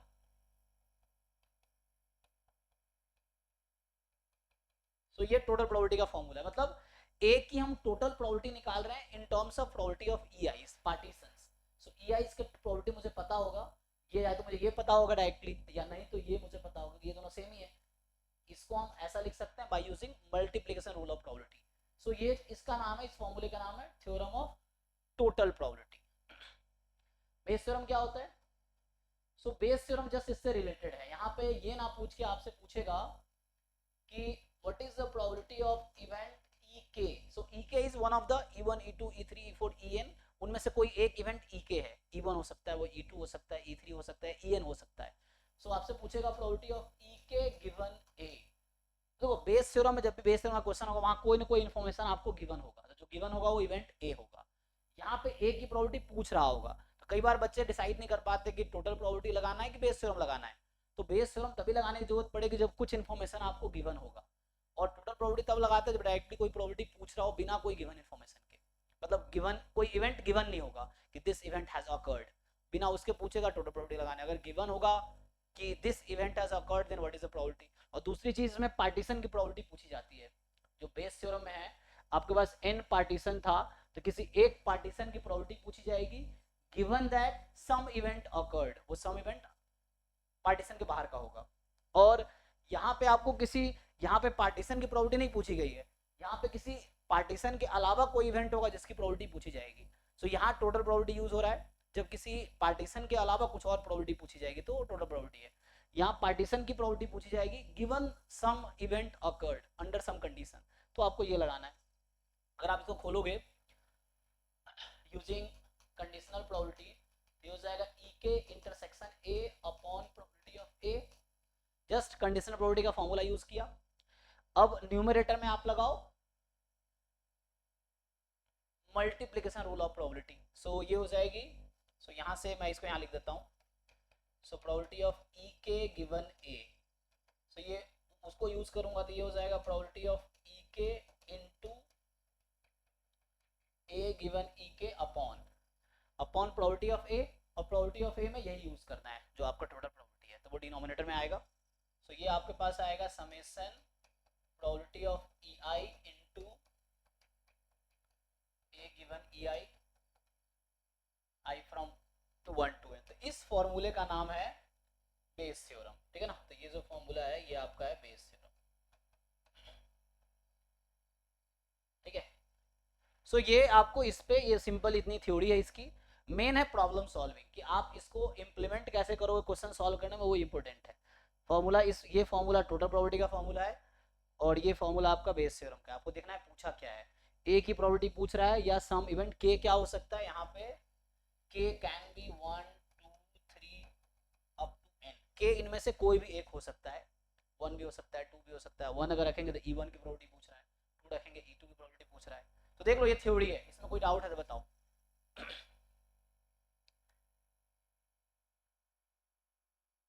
ठीक है, जैसे मैं कुछ क्वेश्चंस लिखता हूं तो आपको समझ आएगा कि क्या है। तो इसी में मैं अगर प्रोबेबिलिटी का क्वेश्चन सर्च कर लूं,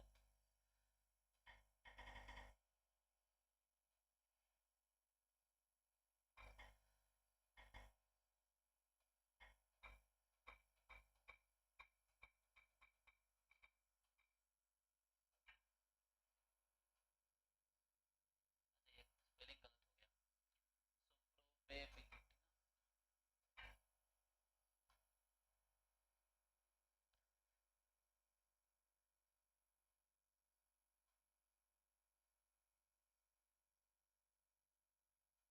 हालांकि ये क्वेश्चन भी टोटल प्रोबेबिलिटी और बेस थ्योरम का ही है, लेकिन थोड़ा सा डिफरेंट है। चलो इसको ट्राई करते हैं, ये जैम 2024 का ही है।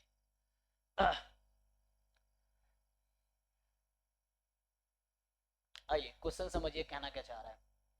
तो लेवल थोड़ा ज़्यादा होगा दैन 11 12 में जो क्वेश्चंस हैं। 11 12 में बहुत सारे क्वेश्चन हैं, क्लास 11 12 का बुक उठाएंगे वहाँ भी बहुत सारे क्वेश्चन आपको मिलेंगे जो बेस थ्योरम टोटल प्रोबेबिलिटी पे। ये जैम 2024 का है और ये भी इसी टोटल प्रोबेबिलिटी पे और बेस थ्योरम पे बेस्ड है, ठीक है। चलिए, हाँ तो यही दिक्कत है ना, ये क्वेश्चन देख के डर लग जाता है। जो भी Bayes theorem base total probability का क्वेश्चन है, क्वेश्चन देख के बच्चा छोड़ देता है, लेकिन क्वेश्चन आसान होता है कई बार। आपको जस्ट ढंग से पढ़ने हैं, जो भी इन्फॉर्मेशन दिया है वो नोट कर लेना है, फिर जो पूछा है वो देखना है। हमें लैंग्वेज से मतलब नहीं, हमें डेटा से मतलब है कि क्वेश्चंस में क्या क्या इनपुट्स हैं, नंबर्स हैं, उसको यूज करना है। आराम से पढ़ो इसको सॉल्व करता हूं मैं। सो क्वेश्चन ये कह रहा है कि, है ना, ऐसे question generally total probability base से क्वेश्चन ऐसे ही रहेगा, तो लंबा बहुत लेंदी सा क्वेश्चन रहेगा, लेकिन तुम ढंग से समझ जाओगे तो बहुत आसान क्वेश्चन होता है ये, ठीक है। देखो सो ये कह रहा है कि two factories F1 and F2 produced cricket bats that are labeled। so दो फैक्ट्री है और क्रिकेट बैट प्रोड्यूस कर रहा जो कि लेबल्ड है। Any randomly chosen bat produced by factory F1 is defective with probability 0.5। सो जो F1 फैक्ट्री जो प्रोड्यूस करेगा बैट, उसको डिफेक्टिव होने की प्रोबेबिलिटी 0.5 होगी। Any randomly chosen bat produced by factory F2 is defective with probability 0.1। हमें इन्हीं नंबर से मतलब है, 0.5 0.1 से मतलब है कि F1 में प्रोड्यूस्ड बैट डिफेक्टिव होने की प्रोबेबिलिटी 0.5 है, F2 फैक्ट्री में प्रोड्यूस्ड बैट डिफेक्टिव होने की प्रोबेबिलिटी 0.1 है। One of the factories is chosen at random. तुम्हारे पास दो फैक्ट्री का ऑप्शन है, कोई एक फैक्ट्री तुम चूज करोगे, तो ये पार्टीशन है एक्चुअली कि मेरे पास दो चॉइसेस हैं, E1 E2, E1 factory 1 E2 factory 2, ठीक है। सो यही पार्टीशन बनाता है। So one of the factory is chosen at random and 2 bats are randomly purchased from the chosen factory. पहले तुम्हारे पास 2 फैक्ट्री के ऑप्शंस हैं, कोई एक फैक्ट्री चूज करोगे, तो E1 पार्टीशन है कि मैं पहला फैक्ट्री चूज करूंगा, E2 पार्टीशन है दूसरा फैक्ट्री चूज करूंगा, तो E1 E2 यहाँ से डिसाइड हो जाता है। अब आगे बोल रहा है कि जो भी फैक्ट्री तुमने चूज किया उसमें से तुमने 2 बैट्स परचेज किए, है ना। So we have purchased 2 bats, हमने 2 बैट परचेज किए from the chosen factory. Let the labelled on this purchased bat be B1 and B2। अब जो लेवल है परचेज्ड बैट पे वो B1 और B2 है। If B1 is found to be defective, अब गिवन है कि B1 जो है वो डिफेक्टिव है, तो बोला था 2 factory F1 F2 produce cricket bats are labelled, तो इसका मतलब मुझे लग रहा है बैट 1 जो है फर्स्ट, अच्छा बैट 1 बैट 2 B1 B2 का मतलब हो गया बैट 1, 2 बैट चूज किए थे ना, 2 बैट परचेज किए थे किसी एक फैक्ट्री से, तो किसी एक फैक्ट्री से। अब पूछ रहा है कि B1 is bat 1 B2 is bat 2, है ना, और बोल रहा है कि if B1 is found to be defective. अब मुझे कुछ गिवन है, तो मैंने अभी क्या कहा था, जब कुछ इवेंट गिवन होगा तो यहाँ मुझे बेस थ्योरम यूज करना है, टोटल प्रोबेबिलिटी मतलब वो तो डिनोमिनेटर में ऑब्वियसली आ जाएगी, बट फॉर्मूला लगेगा टोटल बेस थ्योरम का यहाँ पे, गिवन है मुझे कि जो पहला बैट था वो डिफेक्टिव था, तो क्वेश्चन है the conditional probability that B2 is also defective is. तो अब इसको थोड़ा सा हम लोग मैथमेटिकली अब फॉर्मुलेट करते हैं, देखो। सो समझो क्वेश्चन क्या बोलना चाह रहा है। सो प्रोबेबिलिटी, हमें बोल रहा है कि B1 डिफेक्टिव है, गिवन है मुझे, सो क्या प्रोबेबिलिटी है B2 डिफेक्टिव होगा given that B1 is defective. अब ये समझो जरा, तो मैं यहाँ B1 इवेंट का मतलब B2 का मतलब ले रहा हूँ, B2 इज डिफेक्टिव, B1 का मतलब B1 इज गिवन, हमें क्या गिवन था। सो इफ मतलब given B1 is found to be defective, तो गिवन था, गिवन को गिवन में लिखा, और the conditional probability that B2 is also defective, तो इसकी प्रोबेबिलिटी पूछ रहा है, तो जिसकी प्रोबेबिलिटी पूछेगा पहले लिखेंगे, जो गिवन है बाद में, क्योंकि Bayes theorem indirectly conditional probability तो बताता है ना, अंडर पार्टीशन एक्चुअली। सो ये हमारे पास, तो इसको मैं खोलूंगा अभी, तो यहाँ से हो जाएगा B2 इंटरसेक्शन B1, ये बनेगा ना, B2 intersection B1 upon probability of B1। अभी मैंने क्या लगाया यहाँ पे, अभी मैंने लगाया है कंडीशनल प्रोबेबिलिटी का बेसिक फॉर्मूला। अब समझो, अच्छा तो शुरू में मुझे लग रहा था कि बेस थ्योरम लगेगा, लेकिन यहाँ पे प्रॉब्लम अब डिफरेंट हो गया एक्चुअली। डिफरेंट क्यों हो गया, तो यहाँ मुझे अब डिसाइड करना है क्या प्रोबेबिलिटी है कि both bat are defective. Numerator में क्या मुझे डिसाइड करना है, न्यूमरेटर में मुझे निकालना है क्या प्रोबेबिलिटी है बोथ बैट्स आर डिफेक्टिव, और डिनोमिनेटर में जस्ट मुझे निकालना है कि क्या प्रोबेबिलिटी है पहला बैट डिफेक्टिव था, डिफेक्टिव है। सो अब मुझे इन दोनों को सेपरेटली कैलकुलेट करना पड़ेगा एक्चुअली। अब यहाँ पे ना क्वेश्चन है थोड़ा सा डिफरेंट ट्रेंड से, जो मैं कह रहा था, जो जनरली बेस थ्योरम में क्वेश्चन होते हैं बहुत इजी से होते हैं और वो एक जैसे होते हैं, ये क्वेश्चन थोड़ा डिफरेंट हो गया। सो this is not like other question जो जैम में आते हैं, तो ये थोड़े से डिफरेंट है, तो समझो। अच्छा मैं क्या तुम्हें कह रहा था, मैं E1 लूंगा कि फैक्ट्री 1 इज सेलेक्टेड, है ना, मुझे एक फैक्ट्री सेलेक्ट करना था ना, 2 फैक्ट्री चूजन, तो factory 1 is chosen. E2 event लूंगा मैं कि फैक्ट्री 2 इज चूजन। तो एक्चुअली यहाँ प्रॉब्लम क्या है, देखो यहाँ देख के मुझे लग रहा था बेस थ्योरम लगेगा, लेकिन यहाँ देख के मुझे समझ आया कि बेस थ्योरम नहीं लगना है, न्यूमरेटर में टोटल प्रोबेबिलिटी यूज होगी, डिनोमिनेटर में टोटल प्रोबेबिलिटी यूज होगी। अब तुम लोगों के मन में क्वेश्चन आएगा कि आपको पता कैसे चला, तो ये थोड़े प्रैक्टिस की चीजें हैं ना। सो है ना, इनिशियली क्योंकि यहाँ पे होता क्या है, B2 और B1 में ही हमें प्रोबेबिलिटी पूछ लिया था इन्होंने। अच्छा मैं अगर तुमसे ये पूछूं कि क्या प्रोबेबिलिटी है बोथ बैट आर डिफेक्टिव, ऐसे ही सिंपली पूछता है इस क्वेश्चन में, तुम लोगों से मैं ये पूछता क्या प्रोबेबिलिटी है बोथ बैट्स आर डिफेक्टिव, तो क्या निकालते तुम प्रोबेबिलिटी इसकी। मान लो ये क्वेश्चन भूल जाओ, अगर सिंपली इसी क्वेश्चन में पूछता किसी से कि मुझे बताओ कि 2 फैक्ट्री है, एक फैक्ट्री में एक बैट को डिफेक्टिव होने का चांस 0.5 है और दूसरे में डिफेक्टिव का चांस 0.1। हमने एक फैक्ट्री पहले सेलेक्ट किया, उसमें से 2 बैट परचेज किए, अब क्या प्रोबेबिलिटी है दोनों बैट डिफेक्टिव निकलेगा, इसकी क्या प्रोबेबिलिटी है। तो ये कैसे निकालोगे, बोथ बैट्स आर डिफेक्टिव, इसकी प्रोबेबिलिटी कैसे निकालोगे, कुछ आइडिया है।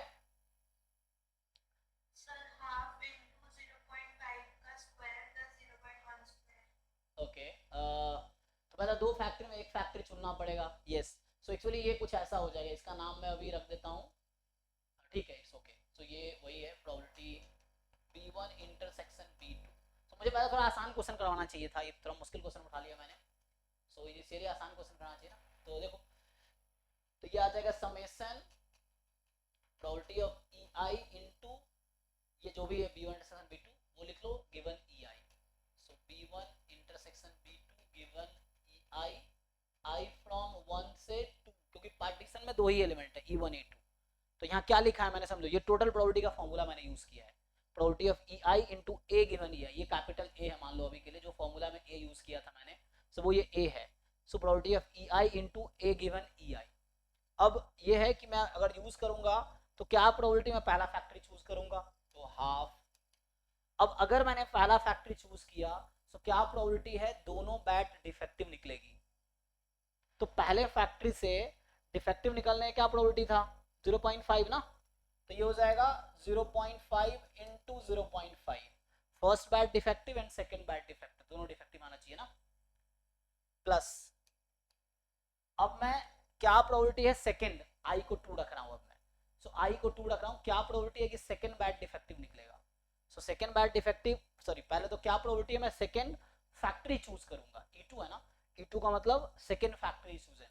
सो अगर मैं सेकंड फैक्ट्री चूज करूं, दो फैक्ट्री मेरे पास चॉइस था, हाफ हाफ प्रोबेबिलिटी थी, ऐसा कुछ कहा नहीं था कि क्या प्रोबेबिलिटी लेना है ना, तो रैंडमली चूज किया, one of the factory choose at random, तो ठीक है हाफ। अब अगर मैंने दूसरी फैक्ट्री चूज की थी तो क्या प्रोबेबिलिटी है दोनों बैट डिफेक्टिव निकलेगा। तो दूसरे फैक्ट्री में डिफेक्टिव प्रोबेबिलिटी 0.1 है, तो ये हो जाएगा 0.1 इंटू 0.1, ऐसा कुछ। तो बताइए कितना हो जाएगा कैलकुलेट करके, 0.25 0.01 अपॉन 2, यही ना एलसीएम लेके आ जाएगा। तो ये कुछ आ जाएगा, चेक कर लो। तो ये तो आ गया आपका यहाँ से 0.13।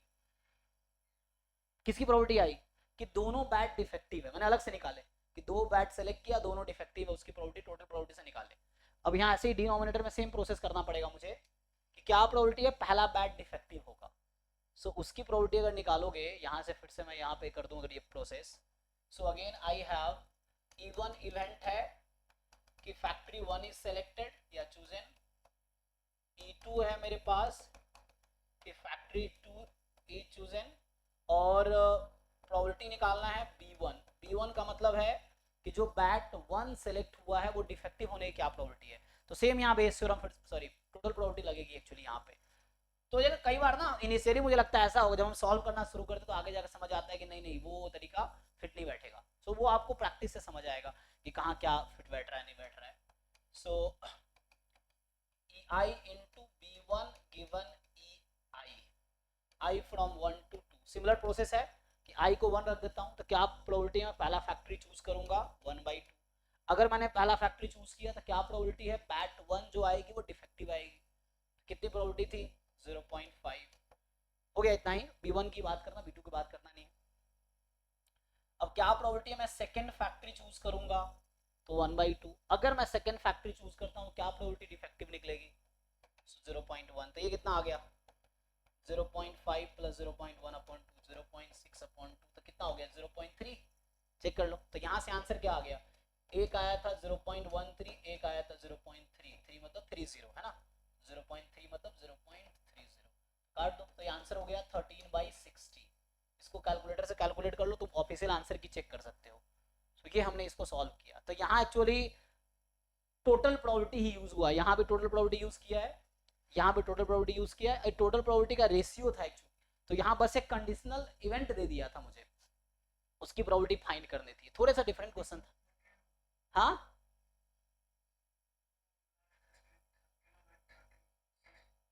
ओ अच्छा गलती से 60 लिख दिया, तो है ना ये 13/30। हाँ इसको कैलकुलेटर से देख लो कितना आता है, आंसर की भी अटैच्ड है तो वो आप चेक कर सकते हो। सो हाँ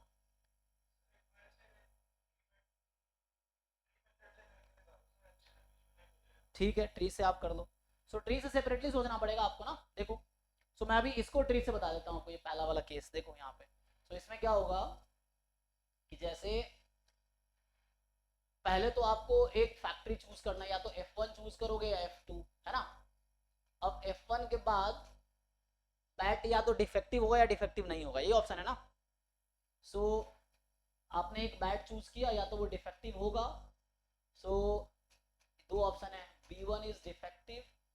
अब ये दो चूज किया हमने, दोनों के यहाँ पे चार पॉसिबिलिटी आ जाएगी, वैसे देखोगे तो आप, मतलब मैं सिर्फ, हाँ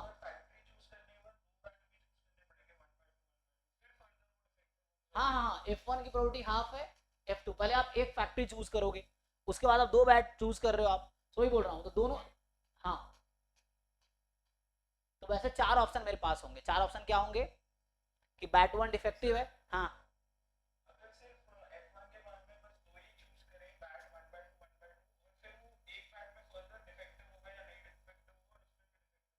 हाँ, मतलब तो वही बोला, अगर दोनों बैट के एक साथ बात करोगे चार केस बनाने पड़ेंगे, सिर्फ एक बैट की बात करोगे दो केस में काम हो जाएगा। B1 डिफेक्टिव है और यहाँ B1 इज नॉट डिफेक्टिव, ये चीज है। सो ये हो गया एक ऑप्शन। यहाँ भी सेम चीज है, अगर फैक्ट्री टू चूज कर रहे हो आप, तो यहाँ दो ऑप्शन है अगेन, B1 इज डिफेक्टिव और B1 इज नॉट डिफेक्टिव। ये सिंगल वाला एक लेफ्ट साइड जो मैंने किया था वहां से आ जाएगा। सो डिफेक्टिव होने की क्या प्रोबेबिलिटी था, यहाँ पहले फैक्ट्री में आई थिंक 0.5 था, यहाँ 0.1 था, तो यहाँ भी 0.5 होगा और यहाँ 0.9 होगा, ठीक है, ये देख लो। सो इससे अगर फाइंड करो क्या होगा, half into 0.5 plus half into 0.1, यही तो आंसर आया था प्रोबेबिलिटी ऑफ B1 का। सो probability of bat one being defective, तो पहले आप एक फैक्ट्री चूज करोगे। सो अगर आपने पहला फैक्ट्री चूज किया तो डिफेक्टिव होने की क्या प्रोबेबिलिटी है 0.5। अगर आपने दूसरा फैक्ट्री चूज किया तो डिफेक्टिव होने की क्या प्रोबेबिलिटी है 0.1, तो ये वही आ जाएगा 0.3। और दूसरा केस जो मैंने किया था उसका बता देता हूं। तो again you will choose one factory, एक फैक्ट्री। अब दोनों बैट की बात करनी है मुझे, है ना, क्योंकि यहां मुझे चाहिए था, तो यहाँ पे चार पॉसिबिलिटी निकल के आएगी। क्या क्या निकल के आएगी बताओ आप, क्योंकि मैं दोनों बैट की बात करूंगा यहाँ पे, तो दोनों बैट में चार पॉसिबिलिटी हो गई ना, कि बैट वन डिफेक्टिव है, बैट टू भी डिफेक्टिव है, बैट वन डिफेक्टिव है, बैट टू डिफेक्टिव नहीं है, बैट टू डिफेक्टिव है, बैट वन डिफेक्टिव नहीं है, या दोनों डिफेक्टिव है। चार के समझ आ रहा है आपको, तो ये वाली चीजें हैं। तो यहाँ पे मुझे चार चीजें हैं कि B1 and B2 both are defective. मैं B1 को मतलब B1 डिफेक्टिव ले रहा हूँ, यहाँ मैं लिख देता हूँ B1 डिफेक्टिव नहीं है लेकिन B2 डिफेक्टिव है। यहाँ होगा B1 डिफेक्टिव है, B1 डिफेक्टिव है, B2 डिफेक्टिव नहीं है, यहाँ दोनों डिफेक्टिव है। ये चार केस, सेम चार केस यहाँ आएगा कि B1 डिफेक्टिव है एंड B2 भी डिफेक्टिव है, B1 डिफेक्टिव नहीं है, B2 डिफेक्टिव है, B1 डिफेक्टिव, तो इस तरह से देख लो। B1 नहीं है, फिर B1 है डिफेक्टिव, B2 नहीं है, एंड यहाँ पे B1 भी डिफेक्टिव नहीं है, B2 भी डिफेक्टिव नहीं है, चार केसेस हैं। अब आपको क्या करना था, F1 F2 चूज करोगे हाफ हाफ प्रोबेबिलिटी से आप। अब आ जाओ, दोनों डिफेक्टिव होना है, तो दोनों डिफेक्टिव होना है तो 0.5 का स्क्वायर, क्योंकि डिफेक्टिव होने की 0.5 फर्स्ट फैक्ट्री में थी, हालांकि नॉट डिफेक्टिव है यहाँ सब में, तो सेम ही यहाँ पे आ जाएगा, यहाँ कोई इशू नहीं आएगा बिकॉज इक्वल प्रोबेबिलिटी है ना, ये हो जाएगा। प्रॉब्लम यहाँ आएगी। सो इसमें अगर मैं लिखूं, आपने सेकेंड फैक्ट्री चूज किया तो डिफेक्टिव होने की प्रोबेबिलिटी 0.1 थी, डिफेक्टिव ना होने की 0.9, तो यहाँ दोनों डिफेक्टिव होना है इसमें, तो दोनों डिफेक्टिव का मतलब 0.1 का स्क्वायर। यहाँ क्या हो रहा है, एक डिफेक्टिव है एक नहीं है, तो एक डिफेक्टिव नहीं है तो 0.9, डिफेक्टिव है 0.1, तो 0.1 इंटू 0.9, यहाँ भी यही होगा 0.1 इंटू 0.9, यहाँ हो जाएगा 0.9 का स्क्वायर। ठीक, अब आप देखो आपको करना क्या था, आपको चाहिए था B1 इंटरसेक्शन B2, मतलब दोनों डिफेक्टिव चाहिए, तो पहले तो आप एक फैक्ट्री चूज करोगे। सो पहला फैक्ट्री चूज किया, हाफ प्रोबेबिलिटी। अब दोनों डिफेक्टिव वाला कहाँ केस है, ये वाला केस है, तो ये आ जाएगा 0.5 का स्क्वायर, और कोई पॉसिबिलिटी यहाँ है नहीं। और अगर आपने सेकेंड फैक्ट्री चूज किया तो क्या प्रोबेबिलिटी है, दोनों डिफेक्टिव है, तो ये वाला केस आ गया 0.1 का स्क्वायर।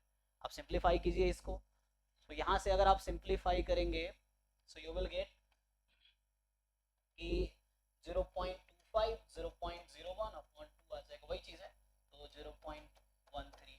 तो हमें चाहिए था प्रोबेबिलिटी B2 गिवन B1, तो ये अलग से B2 intersection B1 upon B1, और हमने इन दोनों की प्रोबेबिलिटी सेपरेटली फाइंड की एक्चुअली, और अब ये आ गया 0.13 और 0.30, तो ये 13/30 देखो कैलकुलेटर से क्या आता है, और आंसर की में आप चेक कर सकते हो। ये जैम 2024 का ही क्वेश्चन नंबर 54 है, तो इसका आंसर की भी हालांकि यहाँ अटैच्ड है।